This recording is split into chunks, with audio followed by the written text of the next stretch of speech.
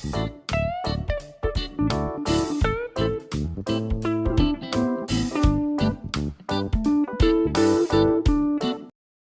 परमो धर्म की। परम पूज्य आचार्य भगवंत गुरुदेव श्री विद्यासागर जी महाराज की, वर्तमान आचार्य परमेष्टि गुरुदेव श्री समय सागर जी महाराज की, समस्त मुनि संघ की।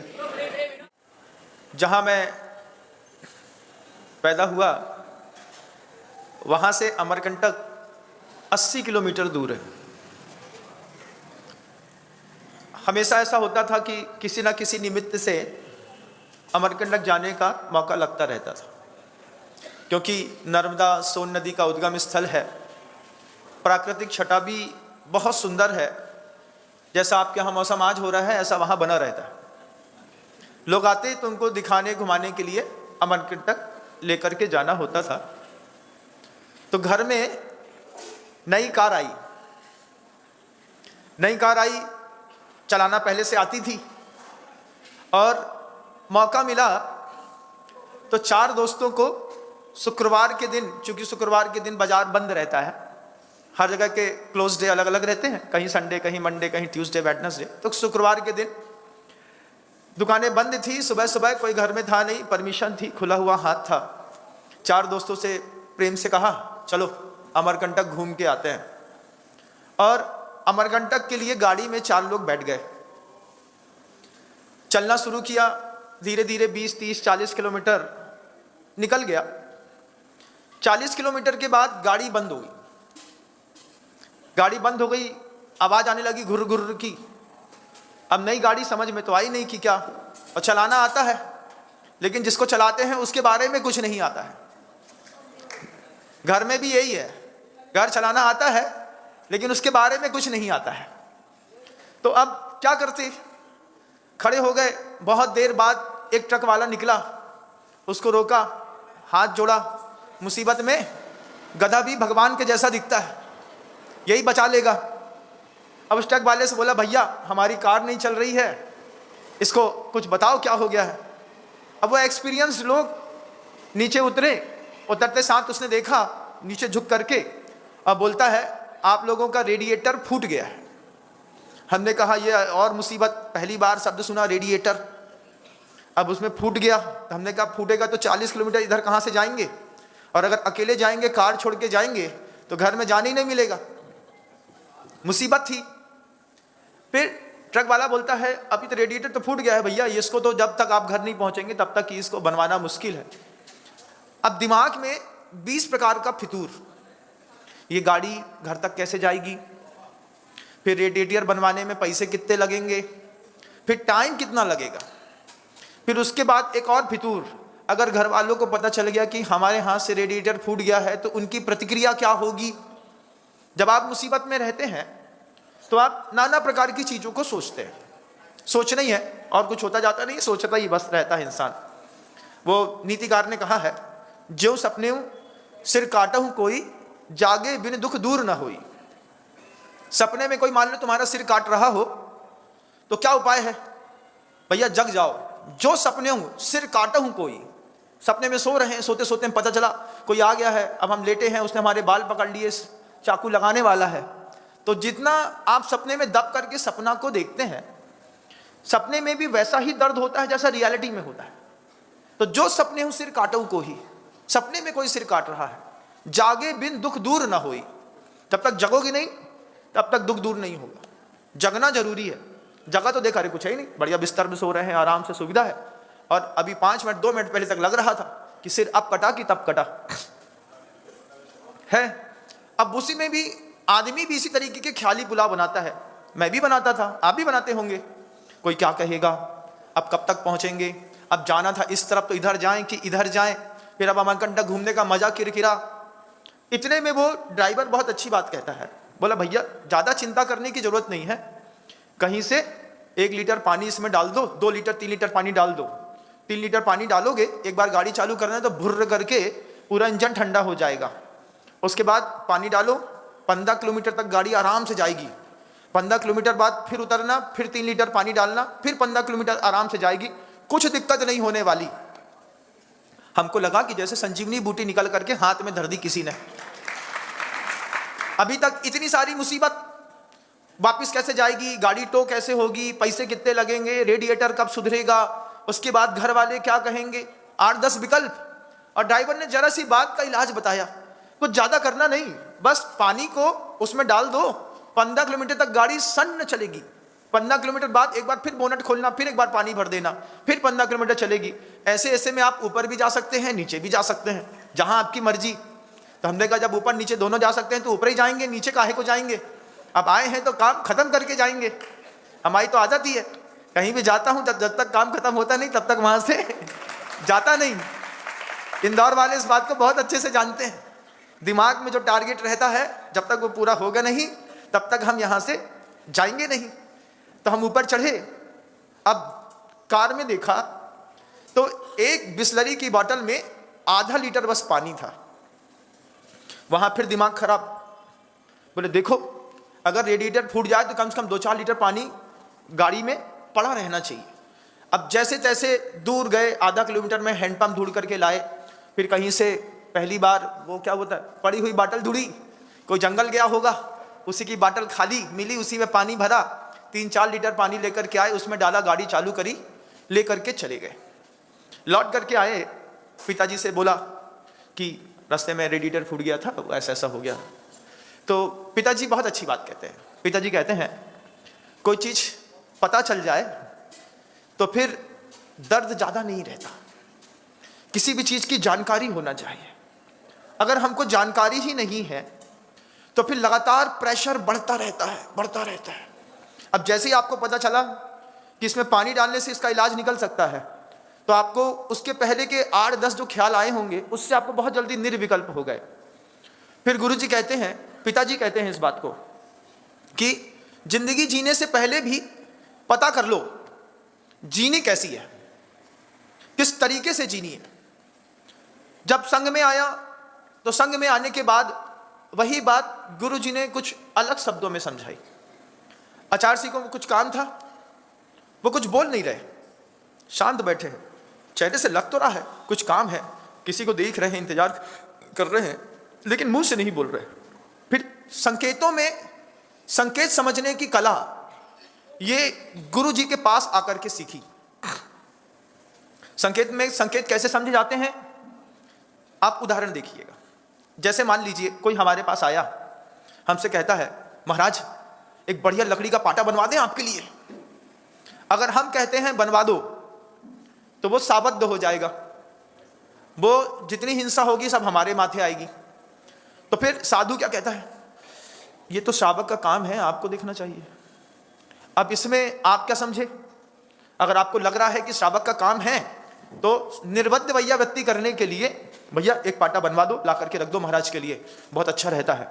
आपने बनवाया, हमको दिया तो हमारा भी पुण्य फला, हमको पाप नहीं लगा, आपको भी पुण्य लगा। लेकिन अगर मान लो हमने कह दिया एक बढ़िया तख्त बनवा दो, तब तुम तो पूरे जंगल की लकड़ी काट दोगे, तो जितनी काटोगे सब हमारे नाम से। तो भैयावत्ती तो हुई लेकिन साबद्ध वाली हो गई। इस पर गुरुजी कहते थे संकेतों में संकेत समझने की कला घर के अंदर सीखनी चाहिए। आप लोगों के घर के अंदर भी संकेतों में कुछ संकेत मिलते हैं। संकेतों में संकेत कैसे मिलते हैं, 25 साल की बेटी हो गई, उससे कहा बेटा तुम्हारी कुंडली छपवा रहे हैं, 22 साल में छपवा लेनी चाहिए थी, 25 हो गए, अभी क्या जरूरत है, अभी हमको पढ़ाई करनी है। ये क्या है, संकेतों में एक संकेत है, पढ़ाई के संकेत के पीछे एक और संकेत है। 26 साल की हो गई, 27 की हो गई, लड़की शादी करने को तैयारी नहीं हो रही, महाराज जी आप समझाइए इसको। हमने कहा ब्रह्मचारिणी तो है नहीं और शादी कर नहीं रही, अब ब्रह्म कहीं ना कहीं तो पोषित हो रहा होगा, ऐसा तो है नहीं। 14 साल की उम्र में आदमी अब ब्रह्म को समझने लगता है, 29 साल की लड़की शादी नहीं कर रही, तो संकेतों में संकेत दे रही है किस बात का, आप जिससे शादी करना चाहते हैं उससे नहीं। तो फिर उससे धीरे से पिताजी पूछते हैं कुछ मन में है क्या, कुछ हो तो बता दो। फिर वो बोलती अभी नहीं, अभी 1 साल और रुकेंगे। 1 साल और रुकी। 1 साल बाद जब उसके जिससे वो विवाह करना चाहती थी किसी नीच जात के लड़के के साथ, वो धीरे से उठी और बोलती हम शादी इससे करेंगे। मैदा की लोई कौवा खा जाता है। घर के अंदर बड़े खानदान की बेटियां मैदा की लोई से कम थोड़ी। मैदा की लोई कचौड़ी बनते वक्त आपने देखी कभी? बाजार में देखना, मैदा की लोई से कचौड़ी बनाते हैं तो बिल्कुल काले काले उसके होटल में वो लोई बिल्कुल अलग से चकमक चकमक करती है, लगता है कितना स्वादिष्ट पदार्थ होगा, और उसको कौवा मुंह मार करके ले जाता है। संकेतों में संकेत समझने की कला आपको आती है कि नहीं आती है, आप तय करिए।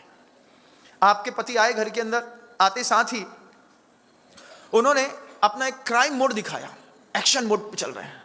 एक्शन मोड में नहीं चल रहे हैं, एक्शन मोड के चक्कर में किसी दूसरी चीज से बचना चाहते हैं। जैसे मान लो पत्नी ने कहा होगा 3 बजे सब्जी ले आना, घर में मेहमान आने वाले हैं, और घर में घुसते वक्त याद है सब्जी तो लाई नहीं। अब क्या है, अब पति का पूरा मोड बदल जाएगा। फोन में बात करते करते जब देखो तब दिमाग खराब करते रहते हो, ऐसा वैसा। पत्नी देखती है और हम तो इनको सब्जी पूछ रहे थे या वैसे ही हाइपर में है, तो पत्नी डाउन में चली जाती है। रहने दो, अभी तुम तेज बोल रहे हो, अब नहीं पूछना सब्जी नहीं लाए, ऐसे धीरे से बोलेगी। अरे हमारा दिमाग खराब है, कुछ है नहीं। लेकिन उस बात से बचना है तो आपने एक नई बात शुरू करी। इस संकेत से वो संकेत ले गई। उसने कहा कूल डाउन बाबू, कूल डाउन। बाबू कहता है बेबी तुम भी कूल डाउन, तो बाबू बेबी दोनों कूल डाउन हो गए। संकेतों में संकेत समझने की कला। लड़की 28 साल की, 29 साल की, 30 साल की लड़की हो गई, वो शादी नहीं करना चाहती है। आज नहीं करना चाहती है कि कभी नहीं करना चाहती है? कभी नहीं करना चाहती, चलो बेटा तुमको ब्रह्मचर्य दिला दे। नहीं, हम ब्रह्मचर्य भी नहीं लेंगे। 30 साल की, 28 साल की, 29 साल की उम्र में वो धीरे से अपना पत्ता खोलती है। अभी तक उसका डिप्लोमा नहीं हो पाया था, इसलिए हमने शादी नहीं करी। अब उसकी भी जॉब लग गई है, अब हम शादी करेंगे तो उसी के साथ करेंगे। अगर इसी संकेत को आपने थोड़ा पहले समझ लिया होता। घर चलाते हैं, हाँ महाराज, जैसे गाड़ी चलाते हैं, गाड़ी चलाते वक्त पता नहीं कि रेडिएटर में पानी डालने से काम बन जाता है। ऐसे घर में पता नहीं कि थोड़े से इमोशंस का पानी डालने पे घर पे भी काम बन जाता है। लेकिन घर में इमोशंस डालने के लिए हमारे पास समय नहीं। आपसे पूछूं, एक बार आंख बंद करके खुद सोचो कि आपके घर के अंदर किसके मन में क्या चल रहा है। एक बार सोचो। मान लो आपकी 2 बच्चियां हैं तो उनकी उम्र तक जाकर के पिता एक बार जी के देखता है। 21 साल की हो गई है, 21 साल में हम क्या करते थे? हम जो करते थे वो ये भी कर रही होगी, क्योंकि तुम्हारी ही बच्ची है, लक्षण तो तुम्हारे ही नजर आने वाले हैं, तो वो करेगी। तो आदमी को एक साइकोलॉजिकल रूप से अपने बच्चों को देखना पड़ता है। और जिनका संयुक्त परिवार है, मान लीजिए चाचा, 3 भाई बहन बेटी सब एक साथ रहते हैं, तो एक बार साइकोलॉजिकल रूप से देखो किसके मन में क्या चल रहा है। एक बार देखो तो आपको दिखेगा। मान लीजिए आपके घर में किसी से किसी के साथ बिल्कुल भी नहीं बनती, ऐसा है, हर घर में ऐसा होता है ना? तुम लोग इतने स्वर्ग से नहीं आए कि तुम्हारे घर में विवाद ना होगा।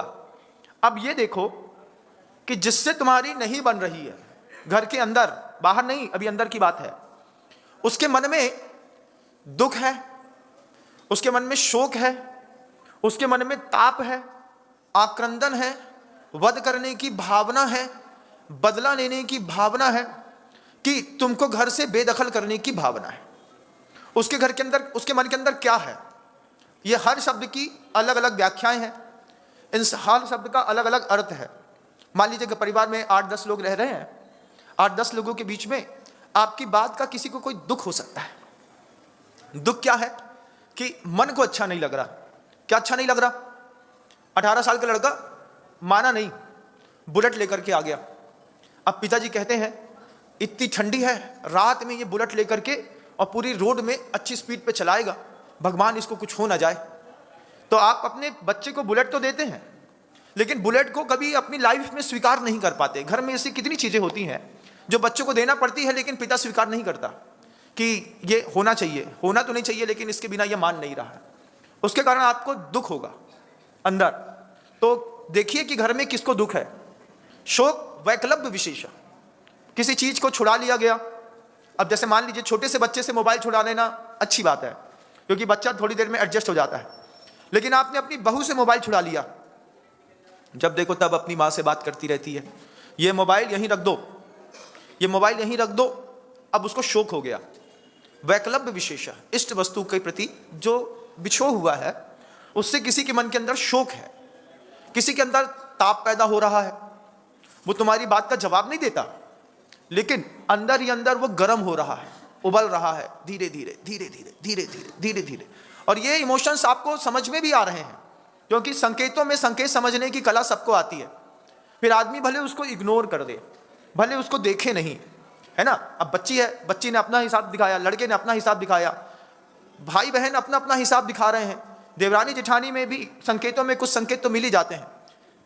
ससुराल से मायके जाना होगा देवरानी को, वो 8 दिन पहले ही रोटी बेलते बेलते धीरे से बोलेगी, हाँ पापा जी के पैर में लग गई है बहुत ज़्यादा, पता नहीं डॉक्टर का क्या करने वाला है। 8 दिन पहले माहौल बनाएगी। फिर 2 दिन बाद बोलेगी, पापा का ऑपरेशन होना है, अब देखते हैं डेट कब आने वाली है, पता नहीं कैसे संभलेगा। अब 3 दिन बाद बोलेगी, जिस दिन जाना है उसके 3 दिन पहले बोलेगी, 3 दिन पहले बोलेगी, हाँ 5 तारीख की डेट डॉक्टर ने पक्की कर दी है। 1 दिन पहले बोलेगी, हम जा रहे हैं जीजी, हमें पापा के ऑपरेशन होना है, हम 4-5 दिन में आ जाएंगे। क्या है, पहली बार में संकेत मिल जाता है। जैसे ही रोटी बनाते में उनने बोला कि पापा की पैर में लग गई है, इतने में आपको समझ लेना चाहिए था महारानी के जाने का टाइम आ गया है। अब ये महारानी यहां से विहार करेंगी, महारानी माहौल बना रही है। ऐसे तो कोई कुछ बोलते नहीं, अब लग गई तो लग गई, ऐसे लगती रहती है। अब नाखून उखड़ गया तो उखड़ गया। अब नाखून उखड़ा है जबलपुर में, आवाज आ रही है नागपुर में, नाखून उखड़ गया। नाखून नहीं उखड़ गया, ये हमारे जाने के लिए एक माहौल है। ऐसे घर के अंदर माहौल बनाते हैं, घर के अंदर बोल देते हैं। अब पिताजी से नहीं बोल पाते तो माँ से बोलता है बच्चा, हम जाएंगे शिखर जी 27 तारीख को, बहुत सारे दोस्त जा रहे हैं हमारे अगले महीने। अब अगले महीने का माहौल 1 महीने पहले से माँ के दिमाग में फीड होता रहेगा, होता रहेगा, होता रहेगा। फिर धीरे से बोलेगा, पापा से बोला कि नहीं बोला तुमने? अभी नहीं बोला, बोल देंगे। यही तो बात है, 1 महीने पहले से बोल रहे हैं, हम ना मानेंगे, हम जाएंगे, चाहे जाएंगे कुछ हो जाए। अब जिस दिन जाना होगा उसी दिन पिताजी ने मान लो पैसे नहीं दिए तो, मान लो नहीं दिए तो आपके साथ जिंदगी में ऐसे इमोशंस घटे तो होंगे, ऐसा तो नहीं कि नहीं घटे होंगे। तो आप फील तो कर रहे होंगे ना हमारी बात को, ऐसा होता है महाराज। 1 महीने पहले अगर जाना हो, पता चल जाए 1 महीने से, तो लड़का रोज का 50 रुपए चुराता है, कभी 50 कभी 100, 50 कभी 100, क्योंकि जानता है बापू तो वैसे भी स्वास्थ्य के लिए हानिकारक है। क्यों हानिकारक है? जाना है शिखर जी और खर्चा वो गिन के देंगे हिसाब से।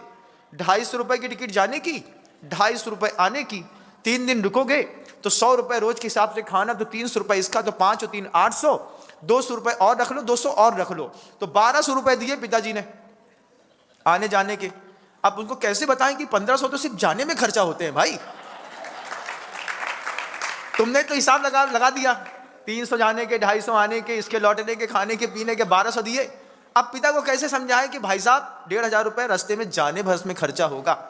उतरेंगे, एक बिस्लरी की बाटल पिएंगे, कहीं कॉफी पिएंगे, कहीं चाय पिएंगे, कहीं समोसा खाएंगे, कहीं थोड़ी फुक्की लगाएंगे, फिर बैठेंगे, फिर चना खाएंगे, फिर एक कोल्ड ड्रिंक पिएंगे।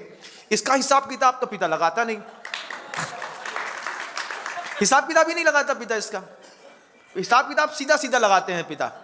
तो फिर बच्चे समझदार होते हैं, पापा से 1200 ले लो, मम्मी से बोल देंगे तुम दे दो, कुछ कृपा करो, मम्मी 600 दे देगी। पिता का आधा तो मम्मी से मिल ही जाता है, तो 12 और 6 1800 हुए। उसके बाद 2000 रुपए अपनी जेब में वैसे भी एक्स्ट्रा रखे रहते हैं। जब जाकर के 5000 4000 का बैलेंस बनता है, तब जाकर के यात्रा उस समय होती थी। अभी भी ऐसा ही होता होगा भैया, जमाना बदला तो है नहीं। हाँ, कीमत जरूर बदल गई। हमारे जमाने में 4000 खर्चा होते थे, तो तुम्हारे जमाने में 40000, लेकिन संयोजना तो आप ऐसे ही जोड़ते होंगे। तो गुरु जी कहते हैं संकेतों में संकेत को समझने की कला सीखो। आप सबसे कहते हैं, अपना घर चलाना है ना, संकेतों में संकेत समझने की कला। बच्ची क्या बोल रही है, एक बार पूछो क्यों बोल रही है। महिला क्या बोल रही है, क्यों बोल रही है। अब महिला मान लो बोल रही है कि अपने को थोड़ा सा गोल्ड खरीदना है, तब महिला को जो कॉन्शियस में अंदर में एक दिमाग में बात बैठी है, क्या बैठी है, संयुक्त परिवार है, हमारे बच्चे का क्या होगा। महिला को इस बात का बहुत अंदर से इंफिनिटी कॉम्प्लेक्स जरूर रहता है कि जब घर सामूहिक रूप से बढ़ रहा होता है तो महिला सोचती है बड़े होकर के हमारी लड़की को क्या मिलेगा, बड़े होकर के हमारे लड़के को क्या मिलेगा। तो महिला थोड़ा थोड़ा गोल्ड हमेशा इकट्ठा करती रहती है, उसकी आदत हमेशा सोना इकट्ठा करने की रही। पहली बार में अगर महिला को समझा दिया जाए कि अपने घर में हर चीज व्यवस्थित है, चिंता करने की जरूरत नहीं है, तो छोटे से संकेत से आप उसको संतुष्ट कर सकते हैं। नहीं करने पर उसके मन के अंदर या तो दुख होगा, या शोक होगा, या उसके मन के अंदर ताप पैदा होगा। फिर वो धीरे से आक्रामक होगी, आक्रंदन मचाएगी। घर के अंदर ही मचता है, क्या कुछ नहीं है, गंजी लेके जा रहे थे, छोड़ दिया ऐसे ही, बिल्कुल जैसे पिक्चर में देखते हैं ना, बिल्कुल वैसे ही होता है। अब गिर गई तो हम क्या करें? ये क्या है? आक्रंदन है, आक्रामक है। बिल्ली वैसे तो बहुत अच्छी है, लेकिन जब वो खुखियाती है तो पूरे 10 नाखून बाहर निकाल करके, जीभ दोनों दांत बाहर निकाल, जैसे वो खाऊ करती है, ऐसे घर के अंदर भी यही हाल रहती है, खाऊ। अब क्या खाऊ भैया? ये आक्रंदन है, दुख, शोक, ताप, आक्रंदन। फिर हिंसा की भावना उसके बाद मन के अंदर पैदा होती है। मन के अंदर जब हिंसा की भावना घर में ही किसी के पैदा हो रही हो, तो फिर वो सोचता है हम तुमको छोड़ेंगे नहीं। और सबसे बड़ी दिक्कत यह है कि कई बार ये हिंसा की भावना सबसे पहले पैदा हो जाती है। जवान बहू आई, इतनी हिंसक आई कि शादी होने के बाद ही उसने एक नोटिफिकेशन थाने में दिया कि परिवार के लोग हमारे ऊपर डोमेस्टिक वायलेंस कर रहे हैं। दहेज प्रताड़ना तो एक बहुत सीधा साधा हथियार है महिलाओं का, उठाओ और चला दो। जितने मरे सब एक साथ ठीक हैं, सास ससुर माता पिता भाई बहन पुत्र पुत्री जितने मर जाए मर जाने दो उसको अपनी सेल्फिश लाइफ में। इसमें भी हमको उस चीज समझनी पड़ती है। जिन परिवारों में देख रेख के माहौल वाले परिवार में विवाह होता है, उनमें तो दबदबा बना रहता है। अभी बहुत सारे शहरों में, गांवों में जहां से मैं होकर के आया, वहां पर मैंने महसूस किया कि लोग लोकल में शादी करते हैं। एक ही मोहल्ले में विवाह का होना होता रहता है। हमने पूछा इससे क्या होता है? बोले महाराज बेटी भी देखी रहती है, बेटा भी देखा हुआ रहता है। लोकल में शादी करने पर एक दूसरे के ऊपर पारिवारिक दबाव बना सकते हैं, और लोकल में शादी करने पर किसी भी प्रकार की अनहोनी नहीं होती, क्योंकि इमोशंस पहले से एक दूसरे से जुड़े हुए हैं, एक दूसरे का व्यवहार समझते हैं। लेकिन जिन घरों में अननोन पर्सन्स के हाथ में अपनी बेटी दी जाती है, अब रहने वाला जबलपुर का शादी में कर रहा है दिल्ली में, तुम क्या जानते हो उसके परिवार के बारे में? उसको समझते नहीं। बस महाराज पैसे वाले हैं, पैसे वालों पे न जाइए, पैसे उनके काम के भी नहीं है, सिर्फ दिखावे के पैसे वाले हैं। 3 कोठी है महाराज जी, 30-30 करोड़ रुपए की, हाँ 200 करोड़ की कोठी है, खाने के लिए ईएमआई का पैसा तक नहीं है उनके पास। लेकिन पैसे वालों में दूर में विवाह करने से अच्छा लोकल में देखी सुनी बेटी ले ली, और देखी सुनी बेटी अपने घर की उठा करके किसी अच्छे लड़के को दे दी। मोहल्ले में क्या है, दबदबा बना सकते हैं ना महाराज, पहले से पहचानते हैं। जहां पहचान नहीं होती वहां पर जब विवाह होते हैं तो बेटियां शुरुआत से ही परिवार के बद करने के लिए ताड़का बन करके आती है। और थोड़ा बहुत नहीं, कोई दया नहीं, कोई दया नहीं, कोई नो इमोशंस। टीवी सीरियल्स ने बेटियों के अंदर के इमोशंस पूरे फिनिश कर दिए। जब दिखाया कि एक साथ 4 अफेयर्स हो सकते हैं, तब बेटियों का दिमाग बढ़ा कि मोबाइल उससे ले लेंगे, चार्जिंग इससे करा लेंगे, सूट इससे ले लेंगे, और घूमने के लिए ज्वेलरी और पैसा इससे मिल जाएगा। अब वो चारों को मेंटेन कर रहे हैं। हंसने की बात नहीं, बात है समझने की। संकेतों में संकेत को समझने की कला दुनिया में सबको सीखनी पड़ेगी। अगर आप इन भावनात्मक चीजों को नहीं पकड़ पाते, आप कभी भी अपना घर नहीं चला पाते। दुकान में तो पकड़ लेते हैं, कपड़े की दुकान में कोई ग्राहकी चढ़ेगा तो 2 मिनट में दुकानदार बता देता है लेना देना है नहीं, सिर्फ दुकान में घूमने आया है। कैसे पता भाई, कैसे पता? बोले वो चढ़ते साथ ही उसके बात करने की टोन से पकड़ लेते हैं कि ये लेगा नहीं, आज तो सिर्फ विंडो शॉपिंग के लिए आया है, आएगा 3-4 दिन बाद। तो वो भी धीरे से बोलते नो इंटरेस्टेड, ग्राहक दुकानदार भी नो इंटरेस्टेड। भैया मुन्ना इसको थोड़ा सा दिखा देना, हाँ वो दिखा देगा। 2 मिनट दिखाया, उसे ठीक है सेठ बाद में आएगा, हाँ ठीक है भैया, इतना तो पहले से पता था। लेकिन जिसको लेना होता है उसके वेलकम होने के साथ ही दुकानदार कॉन्शियसनेस, आइए साहब, बैठिए साहब, लीजिए साहब, ये साहब, वो साहब। क्या पता? पता बस इतना है कि आसामी मालदार है और लेके जाएगा, ये बात बिल्कुल श्योर है। और सौदा अगर अच्छा पड़ जाए, जबकि उसने भी नहीं कहा था कि हम लेके जाएंगे, लेकिन आप भाप लेते हैं। ग्राहकी तो भाप लेते हैं, लेकिन परिवार नहीं भाप पाते। आपने कभी महसूस नहीं किया कि घर के अंदर दुख चल रहा है, शोक चल रहा है, ताप चल रहा है, किसके दिमाग में आक्रंदन चल रहा है, किसके दिमाग में वध की भावना हो रही है, कौन अपने इमोशंस को, घर के इमोशंस को मार्केट में शो कर रहा है। कई बार कोई किटी पार्टी के बहाने जो महिलाएं इकट्ठी होती हैं, उसमें से 1-2 कोई क्लोज फ्रेंड तो बन ही जाता है। अब धीरे से बोल दिया, हमारे ये इतनी दारू पीते हैं, हम क्या बताएं, हमारे घर में बड़ी दिक्कत है। अभी तक किसी को पता नहीं था, लेकिन पता चल गया। अब वो दूसरे बोलेगी तुमको पता उसका हस्बैंड दारू पीता है। हाँ, उसको पता ही नहीं था, कैसे हो गया? अब पूरे मोहल्ले में पता चल गया। आपने अपना इमोशंस दूसरे से कहा और वो पूरे विश्व में फैल गया। अब जब भी आपके पति को कोई देखेगा तो वो दारूखोर की दृष्टि से देखेगा। तो ये परिवेदना, अंतर का अंतर्भाव जब आपके परिवार से हट करके आपके ऐसे गृहस्थों के हाथ में जाता है जिनके किसी भी चीज का कोई भरोसा नहीं रहता, तो ये चीज पूरे विश्व में फैलती है और परिवार की श्रृंखलाएं टूटती चली जाती है। फिर कितना भी जतन कर लीजिए, किसी भी परिवार में किसी भी प्रकार का कोई भी सामंजस्य नहीं बैठता। संकेतों में इस बात को समझें कि परिवार के लोग हमको किस तरीके का संकेत दे रहे हैं। लगे हैं आप दिन भर दुकान चलाने में, आपके घर की दुकान कौन चला रहा है? आप सुबह गए, इस बात का मुझे इसलिए, मैं ये बात शायद मैं तीसरी बार बोल रहा हूं अपने उद्बोधनों में, मैं कहना चाहता हूं कि ऑफिस सेक्टर में काम करने वाले जितने भी एम्प्लॉइज हैं, ये अचानक अपने घर में आने की कला फिर से एक बार डेवलप करनी पड़ेगी। वाइफ को पता है 8:30 पे जाते हैं, शाम को 7:30 से पहले नहीं आएंगे। एक आध दिन 12:30 बजे दोपहर में टपक करके देखो घर के अंदर कौन आता है कौन जाता है। अचानक आना जाना टू बी मस्ट कंपलसरी। गुरुदेव, कई बार ऐसा होता था कि पता है कि 2:30 बजे हैं, गुरुदेव अपनी आसन में बैठे होंगे, लेकिन वो अचानक कमंडल उठा करके पूरे एक कैंपस का राउंड लगा देते थे। अचानक जैसे गुरुजी कमरे के सामने से निकलते तो सब लोगों में इतनी अवेयरनेस आ जाती थी। अब आचार्य जी ने देख लिया है। क्या देख लिया? 15-20 महिलाएं बैठी हैं, 10-15 पुरुष बैठे हैं, महाराज ज्ञान दिए जा रहे हैं। आचार्य जी खिड़की से निकले, ऐसे ऐसा सिर हिलाए, देखते हुए चले गए। बस इतने में ये क्या है, ऐसी दहशत मचती थी पूरे संघ में, हर साधु के अंदर। आचार्य जी आज राउंड में निकले। राउंड में निकलने से क्या हुआ? कुछ गलत तो बोल नहीं रहे थे, अच्छा ही समझा रहे होंगे जिसको समझा रहे हैं सामूहिक रूप से, लेकिन उसके बाद भी गुरु को पसंद नहीं है। गुरु को पसंद नहीं है। क्या बात? गुरु कहते हैं हमारा शिष्य ज्ञान ध्यान तप रखता तपस्वी सा प्रशस्यते, इसके अलावा कुछ मत करो। अब लोगों को, आचार्य को लगा कि अच्छा तुम भी ज्ञान देते हो, तुम भी ज्ञान देते हो। तो हम लोगों को बस एक ही चीज का भय था कि अगर आचार्य जी को ये पता चला कि ये दिमागदार है तो धीरे से बोलेंगे तुम्हारा समय हो गया, क्योंकि हमारे यहाँ साधकों की जरूरत है, दिमागदार की जरूरत नहीं है। मोक्ष मार्ग साधकों से चलता। संघ जब भी चला शांत रह करके साधना करने वाले लोगों से चला। आचार्य महाराज के ऐसे मनोहर संकेत मिले, कभी जीवन में कोई आचार्य क्या कर पाएगा उस संकेत को। डोंगरगढ़ चातुर्मास 2011 का मुझे याद है, आचार्य जी के साथ 40 साधु थे। आचार्य जी ने भक्ति पढ़ने से पहले बोल दिया ये डोंगरगढ़ है, मध्य प्रदेश की जनता मध्य प्रदेश में छूट गई, महाराष्ट्र की महाराष्ट्र में छूट गई, छत्तीसगढ़ में ज्यादा लोग आते जाते नहीं हैं, बिल्कुल एकांतवास है। आप लोग संकल्प करेंगे तो चातुर्मास की स्थापना होगी, नहीं तो नहीं। किस चीज का गुरुदेव?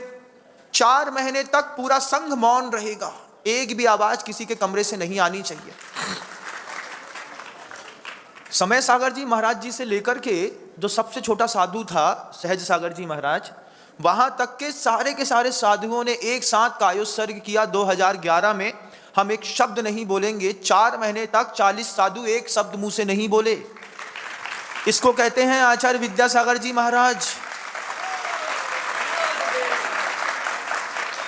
4 महीने तक एक साधु एक मुंह से शब्द नहीं बोला। आचार्य जी ने पहले मौन दिया। मौन देने के बाद आचार्य जी का दूसरा इंस्ट्रक्शंस मिला। क्या? कमरे के अंदर जो झाड़ू लगती है, उस झाड़ू लगने में जितने भी जीव मरेंगे उसका अपराध कमरे में रहने वाले साधु के सिर पर जाएगा। तो क्या करें? आपकी जवाबदारी है आपके कमरे में कोई भी चावल ना गिराए, कोई चिटके नहीं पड़ेगी, चावल नहीं पड़ेगा, धूल नहीं पड़ेगी, तो झाड़ू नहीं लगानी पड़ेगी। कैसे होगा? होगा उसमें क्या है, दरवाजे में एक टेबल लगा दो और जो भी आते हैं ना बाहर से, मौन तो आपका है ही, वो बाहर से ही नमोस्तु करेंगे और चले जाएंगे। कमरे के अंदर एक भी श्रावक आकर के बैठेगा नहीं। ये दूसरा रूल है।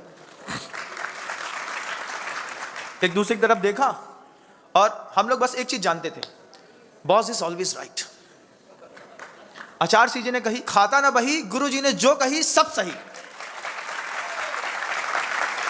आचार्य जी ने जो कहा स्वीकार है, डन। टेबल लाए, सामने रख दिया, वहीं पे एक ट्रे रख दी, जिसको चढ़ाना है यहीं चढ़ाओ। अब चौके से आहार होने के बाद शावक अंदर आता था, उसको इशारे से बोल देते थे महाराज 5 मिनट तो बहुत दिन बाद तो आपके दर्शन पास से मिले थे, तुम निकल लो, नहीं तो हम जिनके पास से दर्शन करते हैं उनके दूर दर्शन हो जाएंगे। श्रावक वहीं के वहीं गायब। और आचार्य श्री डोंगरगढ़ में खुले में बीच में बैठते थे गुरुदेव, और गुरुदेव बीच में बैठ करके देखते थे, नीचे ऊपर का पूरा ऑब्जर्वेशन करते थे। वो कहीं किसी कमरे से कोई आवाज नहीं आनी चाहिए। आवाज आती थी कब? आवाज आती थी जब गुरुदेव की सुबह पूजन होती थी, आवाज आती थी जब गुरुदेव पढ़ाते थे, आवाज आती थी जब गुरुदेव किसी को कुछ संकेत देकर के समझा रहे होते थे। 2011 में सारे मुनि महाराज ने एक साथ पूरा का पूरा चातुर्मास मौन के साथ गुजारा। किसी महाराज जी ने कहा, महाराज नहीं बोलते हैं तो बम भर जाती है, अंदर ही अंदर आकुलता होती है, घबराहट होती है। आचार्य सिंह बोले, अच्छा तुमको घबराहट होती है? हाँ, एक काम करो, रक्षाबंधन तक का। हाँ आचार्य जी, हम यही कहने आए थे, हम रक्षाबंधन तक का मौन लेते हैं, उसके बाद थोड़ा सा। आचार्य सिंह ने आशीर्वाद दे दिया। अब आशीर्वाद तो ले लिया, अब वो बड़ा, एक साधु बड़ा खुश, सब मौन, अब वो रक्षाबंधन तक तो उनका भी मौन। उसके बाद उनकी चहचहाट शुरू हो गई। चहचहाट शुरू हुई तो हम ही से बोले 4 महीना को मौन है। हमने आचार्य से बोल दी 2 महीना को मौन दे दो, बात खत्म, 2 महीना को दे दो आचार्य ने मौन। हमने कहा हम 4 महीना बाद बताएंगे तुमको, अभी 4 महीना पहले हो जाने दो, क्योंकि बॉस इज ऑलवेज राइट। आचार्य तो आचार्य होते हैं। और उसके बाद 4 महीने बाद वही साधु जिसने 2 महीने का मौन लिया था, 2 महीने का नहीं लिया था, आचार्य जी के पास अपने 4 महीने के चातुर्मासिक प्रायश्चित के लिए गया। प्रायश्चित, महाराज जी कुछ चीज़ों का प्रायश्चित चाहते हैं। आचार्य जी बोलते हैं, हमने आपके बारे में कुछ सोचा है। क्या सोचा है? आपको प्रभावना करने के लिए गोंदिया होते हुए यहां से यहां जाना है। अरे महाराज कैसी बात? तब आचार्य जी कहते हैं, मेरे संग में सिर्फ साधक रहते हैं और आपको बोल करके प्रभावना करनी थी, अब आप बहुत अच्छे से प्रभावना करिए, आपको प्रभावना का मौका दिया हमने। साधु का ऐसा मुंह उतर गया। फिर वो वही साधु बोलते हैं, हमसे गलती हुई, आचार्य जी की बात नहीं काटनी चाहिए थी। हमने कहा आज समझ में आई कि आचार्य जी के सामने बोलने पर आचार्य जी फिर किस तरीके से तुमको उपहार देते हैं। माला पहन लो, जाओ बड़े महाराज बन करके खूब घूमना। तो वही दर्द मन के अंदर, घर में अरे यहाँ तो सब चल जाता है, बाहर कैसे चलेगा? क्योंकि बाहर बहुत कॉन्शियसनेस चाहिए। संघ में जब आप रहते हैं तो कोई श्रावक नहीं देखता कि तुम्हारा दरवाजा खुला है कि बंद है, कोई नहीं देखता तुम कहाँ हो, किसी को मतलब नहीं कौन क्या कर रहा है, श्रावक को कोई मतलब नहीं। लेकिन जब आप बाहर निकलते हैं तो पूरे अटेंशन में आप रहते हैं, टाइम टू टाइम हर चीज़ चलती है। इतने बजे महाराज जी का गेट खुलता है, इतने बजे समाइक में बैठते हैं, इतने बजे क्लास चलती है। आप 100% अटेंशन में जब आते हैं तो फिर आपकी कोई प्राइवेसी नहीं रह जाती, आपकी life open for the all हो जाती है, आप खुले दिल के हो जाते हैं। अब इसमें भी बड़ी माथा पर फोड़ी होती थी। तो हम तो चातुर्मास में गैलरी में बैठ गए, हमने कहा हम यहीं बैठे हैं, इधर 4 CCTV कैमरा, इधर 4 CCTV कैमरा, ये पूरा खुला, दुनिया जहां से देखना चाहे देखे। क्योंकि हम कहां पर सोचे कि कमरे के अंदर कौन बैठेगा। जब आप संघ में रहते हैं तब आपका व्यवहार अलग है, लेकिन बाहर निकलने के बाद आपका अटेंशन, पूरी दुनिया आप पर अटेंशन हो जाती है, फिर आपको और संभल करके चलना पड़ता है। इस वक्त गुरुदेव बहुत जबरदस्त तरीके से याद आते हैं कि सोचता हूं कई बार कि गुरुदेव कैसे डील करते होंगे। हम लोगों ने अपना खुद जीवन देखा, संघ में थे, 8:45 बजे जंगल जा रहे हैं, मर्जी के राजा हैं, जब मर्जी आए तब। आचार्य जी भक्ति होती, भरी ठंडी में जंगल चले जाते हैं। हमने कहा इतनी सुबह से होती तक नहीं है तो काय के लिए जाते हैं, लेकिन चले गए, उनको तो अपने काम करने हैं, सोशल ड्यूटी है। आज खुद जब मैं बीच में बैठा हूं तो मैं खुद महसूस करता हूं, भक्ति होती है भैया, मन हो या ना हो चलो जंगल। क्यों? क्योंकि एक चीज को छोड़ देंगे तो सोशल ड्यूटियां दूसरी जो है वो सब बिगड़ती लगेगी। आप बहुत डिसिप्लिन रहते हैं जब आप बड़े होते हैं, आनंद अलग होता है, लेकिन जवाबदारियां बहुत होती हैं। हर चीज को संकेत में समझने की कोशिश। आचार्य को कोई बात कह रहे हैं, वो सटीक है, उन्होंने पहले सोच लिया है, उसके बाद उन्होंने कहा है कि अब तुमको यही करना है, तो फिर जो आपने कहा है वो हमको करना है। जैसे ब्रह्मचारी भैया लोगों से कहा आपको हथकरघा चलाना है, आपने जो मेरे बारे में सोचा है यही मेरे जीवन का प्रारब्ध है। अब जिसके घर के अंदर करोड़ों का काम होता हो, वो आदमी अपना करोड़ों का धंधा छोड़ करके हथकरघा चला रहा है। वो भी सोचता होगा अगर पैसा कमाना ही उद्देश्य होता तो स्क्रैप बेच करके बहुत कमा रहे थे, लेकिन हथकरघा में एक एक धागा संभालना, ये धागा संभालना नहीं है, ये गुरु की आज्ञा संभालना है। हम संभालते रहे, हर एक हथकरघे में, हर एक एम्प्लॉयज के साथ, हर एक धागे के साथ गुरु की आज्ञा लगातार किसी के दिमाग में बैठती है, तब उसका शिष्यत्व सफल होता है, उनका गुरुत्व सफल होता है। आपने जिसको जो मौका दिया, जिससे जो कहा, उसने वो करके दिखाया। मुझसे जो मौका दिया, विनम्र सागर जी आपको ऐसा करना है गुरुदेव, हमने पहली बार कहा नहीं हो पाएगा, तो आचार्य सिंह हमसे कहते हैं तुमको अपने गुरु पे विश्वास है कि नहीं? हमने कहा जान से ज्यादा। बोले फिर हो जाएगा, जाओ। गुरु के कहने पर यहां आए।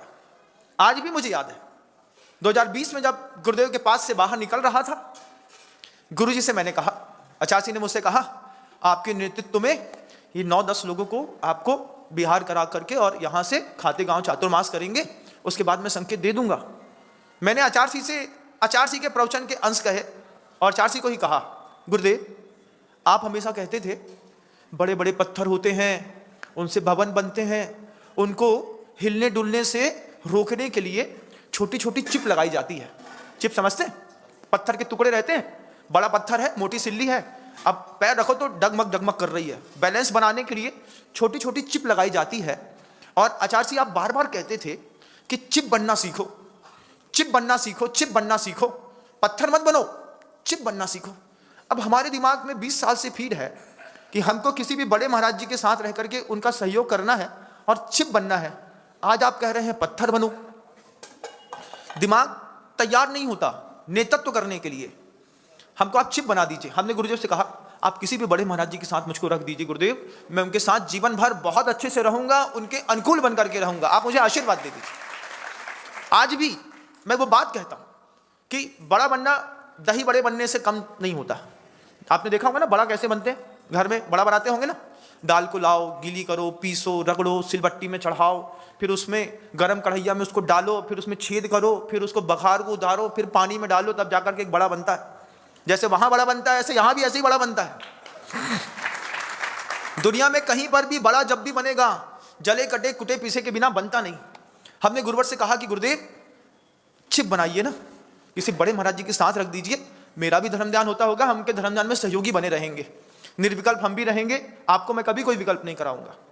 तब आचार्य सिंह बोलते हैं चिप बनना सरल है, जवाबदारी संभालना कठिन होता है विनम्र सागर जी। अभी जवाबदारी संभालने का मौका है। उस समय 2-3 महाराज हम लोग में बड़े थे, संभव सागर जी बड़े थे, सौम्य सागर बड़े थे, और एक आध मुझे आज शायद और होंगे, मैं 3-4 नंबर पे था। योग सागर जी भी थे उस समय। तो मैंने कहा गुरुदेव से कि गुरुदेव छोटा बड़ा नहीं। तो आचार्य सिंह ने बस कह दिया बात को कि 18 साल साथ में रखा है, अब तुमसे बड़ा मैं कहाँ लेकर के आऊँ, तुम मुझे बता दो। ये बात जब गुरुजी ने कही और फिर जवाबदारी वाली कोई बात कही, फिर कोई मना नहीं कर पाया, आप जैसा बोले वैसा।